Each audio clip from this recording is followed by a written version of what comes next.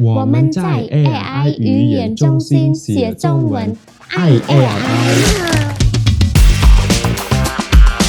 วันที่ไหนยมเรียนภาษาจันภาษายมเคยประเทศกัมพูชาរបស់យើងមានអ្នកវិនិយោគមក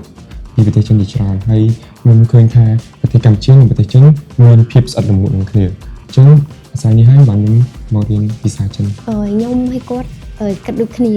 ដោយសារតាជនជាតិចិនគាត់ចង់មកវិនិយោគនៅស្រុកខ្មែរអញ្ចឹងខ្ញុំត្រូវតែរៀនភាសាចិនដើម្បីឲ្យមានការទំនាក់ទំនងគ្នានឹងគ្នាកាន់តែល្អ